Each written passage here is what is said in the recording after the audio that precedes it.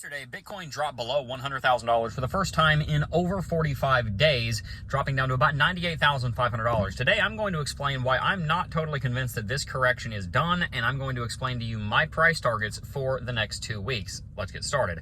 10 days ago, Israel launched a major offensive using missiles and air power on Iran to destroy their nuclear capabilities. A few days ago, Donald Trump joined that campaign by dropping bombs on 3 major sites in Iran: Isfahan, Natanz, and Fordo.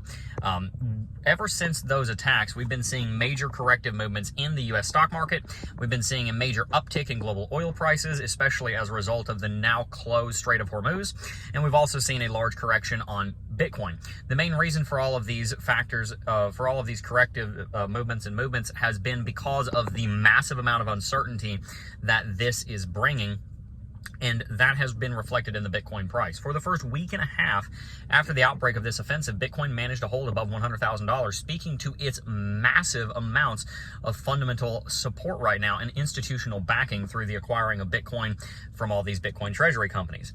That being said, we did eventually break below $100,000, and so the starting to become legendary support at $100,000 has now been broken. As a result of that, I believe that we're going to see a corrective movement down to fill the Bitcoin CME futures gap at $92,000. A few months ago, when Bitcoin originally rallied back up above $100,000 for the first time, we saw Bitcoin leave a gap on the CME futures because much of the rally from the low 90s region up to the high 90s region happened over the weekend, and so we were left with the Bitcoin CME futures gap at $92,000. It also just so happens that that level, $92,000, is the major level of support that Bitcoin held as support in January and February when we were ranging between $92,000 and $109,000. That was also the level of support that, once broken, was the beginning of the precipitous downtrend that Bitcoin entered into that dropped us down to $74,500, which was our local bottom back in April. And so $92,000 is square in the crosshairs for Bitcoin in the short term. And I actually think this would be one of the very best things that could happen to Bitcoin's price, because this would very likely not lead to a major bear market. There's no justification for that whatsoever. Bitcoin is a place that smart money is fleeing to, away from the U.S. stock market, especially international stocks. And so, as a result of that, Bitcoin is going to perform very well over the rest of this year because of the war in the Middle East. Not perform poorly because of it, but actually we're going to perform well in spite of it. That being said, in the short term, the retail is freaking out and panic selling because they don't know what they're holding, which is the hardest money that's ever been created in the history of mankind, designed for just such a time as this. And so a short-term corrective movement makes the most sense. So here's the thing. If we do drop down to $92,000, that presents us with an excellent buying opportunity.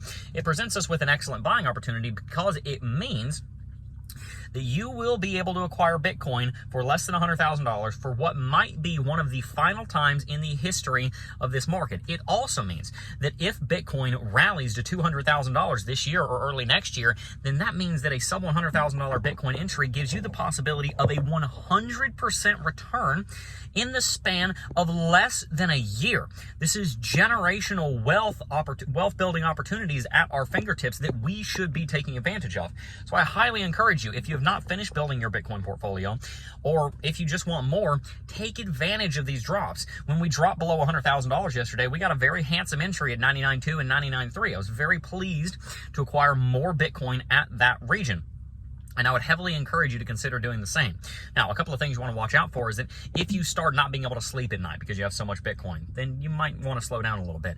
If you're going into a bunch of debt to buy a bunch of Bitcoin, you might want to slow down a little bit. There is a limit, right? You have to remember financial sovereignty, as we've talked about. Your money should be working for you, not the other way around. It's very important that your financial position brings you peace of mind. And that might mean you need half a Bitcoin, not 1 Bitcoin right now, because you'd have to have no savings whatsoever in cash in case something happened to get to 1 Bitcoin. Maybe you need to only have half a Bitcoin for now and work up, buy another 1/10 of a Bitcoin every month or something like that. Even that would be huge. Even that would be a massive amount of Bitcoin.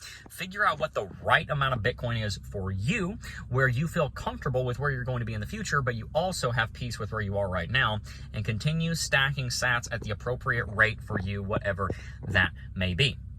I believe that if we drop below $100,000, then we're going to drop down to $92,000. And from that point in time, I'm going to be acquiring a lot because I love stacking sats. I love getting more Bitcoin, and I love setting ourselves up financially for the future. So tell me down below, are you buying Bitcoin right now?